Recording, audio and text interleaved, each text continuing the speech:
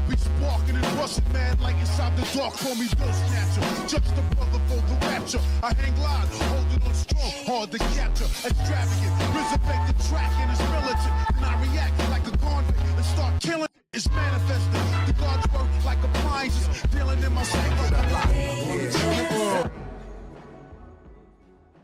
Yo, what's going on everybody? It's your boy Naruto Explain here, bringing you guys another discussion for Boruto Naruto Next Generations, the manga. And for anime only fans, this is a time of the month where a lot of the content that we talk about here on the channel is going to be spoiler heavy, or it's going to be theory slash speculation that is based on stuff in the manga. So there will be spoilers that are actually mentioned in the video. So with all that being said though, if you're still here, I'm assuming that you guys are all caught up with the Boruto manga and you guys do not care about me talking about spoilers. So I think after looking at the last set of spoilers that came out for the Boruto manga, which I cover in a second video yesterday that you should check out if you want a quick summary of the spoilers. But according to that information that we have, essentially we all know that two things are happening. So the big theory that Kawaki would eventually take back the karma seal, that theory has been proven true because Kawaki looks like he's a fiend looking for a fix right now. It's something I said in a few videos last month, that Kawaki's showing all the signs of a junkie going through withdrawals. But then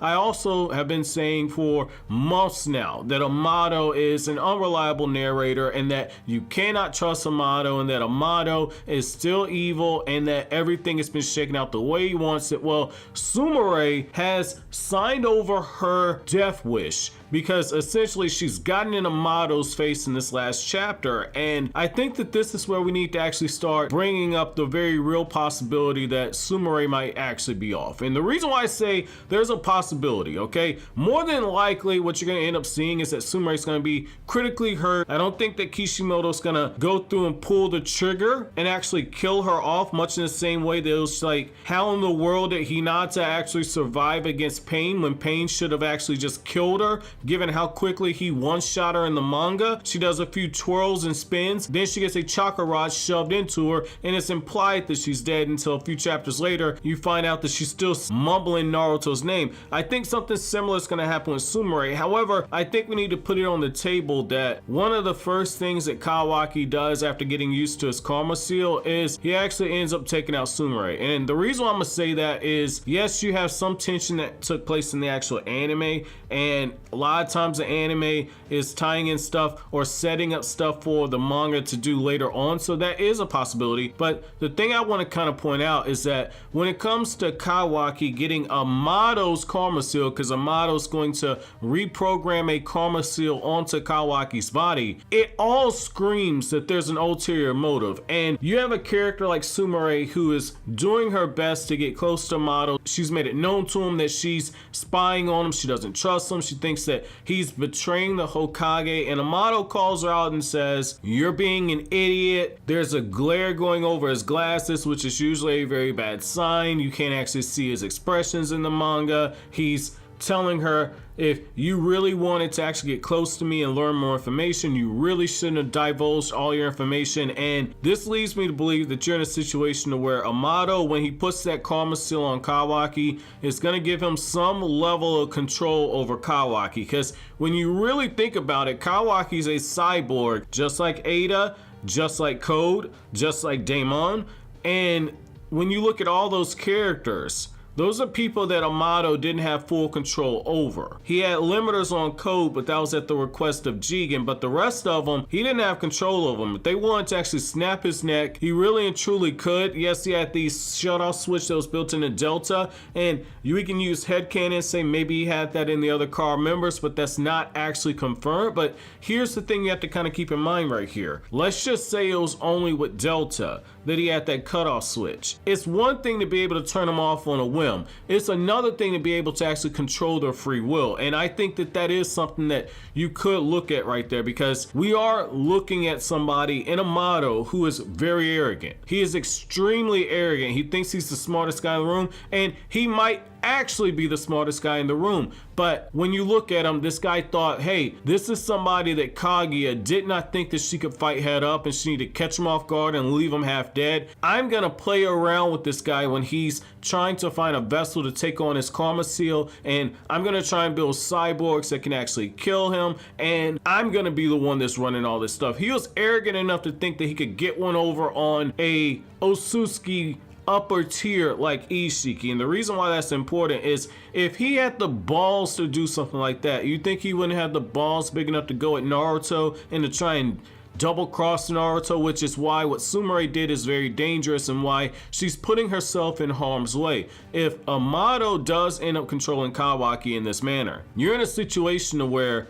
Amado could just have Kawaki attack Sumire, and in no situation is she actually going to be walking out of that alive, or not, if not critically injured, which I think is the most likely case. And then you also have something in this manner right here. If Kawaki, because of how emotionally fragile he is at this point in the story right now, because getting the karma seal back is kind of like Kawaki getting his identity back. I've said for a while that that vase that he was trying to fix was Kawaki trying to put his humanity back together. Well, if you look at that vase was missing a small piece. What is Kawaki missing right now? After Naruto has built him up, he's missing a small piece of himself. The karma seal. That vase was foreshadowing this entire time. And so if you're in a situation where Kawaki can be made whole again by getting that karma seal, and somebody like Sumire tries to actually stop him, because of where Kawaki is, because of how intense his feelings are to protect Naruto, there is the possibility that Kawaki,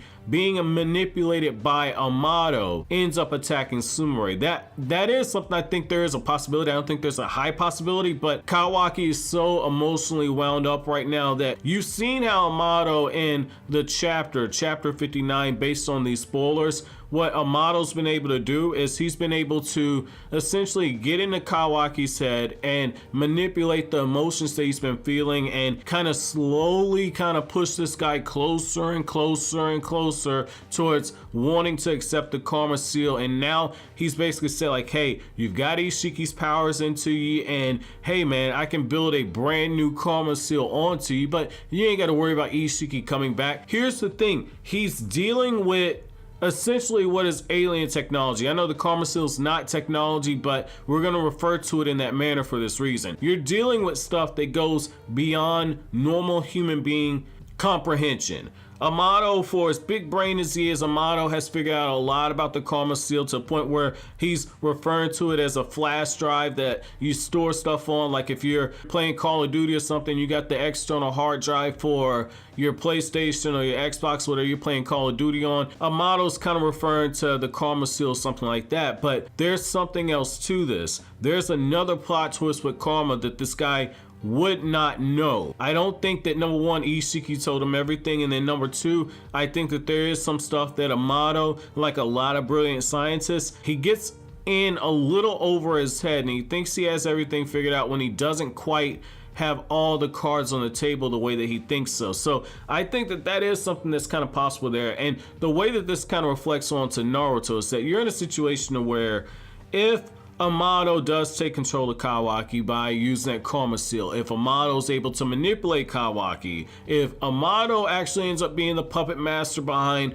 Konoha being destroyed in a time skip, that's a huge indictment on Naruto, and that's a huge failure on his part, because you're looking at two people that Naruto brought into the village. In Kawaki, he saw somebody that was a bit of a kindred spirit. He saw somebody that, hey, he reminds me of me when I was younger. He's got these people hunting after him. I had the Akatsuki hunting after me from the ages of 12 all the way up to 16 and a half years old, 17 if you count the war arc. And so I know what it's like to be hunted, and I don't want this kid to go through with it. I'm the strongest guy on the planet. I'll be able to protect him. And then Naruto promptly got given the hands by Jigen, and then given the hands again alongside Sasuke by transformed Jigen. He ended up fighting against Isshiki. To Naruto's credit, he told Jigen, like, next time you see me, you're gonna make me regret it. No, you're gonna eat those words. And to Naruto's credit, he had Baryon mode. He didn't know he had it, but he had Baryon mode. He lived up to his ninja way, and he gave Isshiki the smoke. So Naruto did make up for it in that aspect. But now you have Amado, somebody who Naruto has said, I don't fully trust him. But then in the next panel, he's like, hey, Boruto, I need you to take these Byakugan pills. I need you to trust this creepy scientist that experiments on children and experiments on people, makes them absurdly powerful. I need you to actually take these because we have no choice but to actually trust the guy. And so Naruto, much in the same way that Sai said in the anime, Naruto has a naive nature to him to where he sees the best in people, and Shikamaru is somebody that is very suspicious, and I think that Shikamaru knows he's got an itch, and I think Shikamaru is dead on this. And the fact that Naruto, the two people that are doing the most damage to the village, whether it's Kawaki, he's being manipulated, or Amado and he's being intentional, the fact is that these are judgment calls that Naruto himself made. And it's just like the quarterback for your favorite football team when they play in the NFL.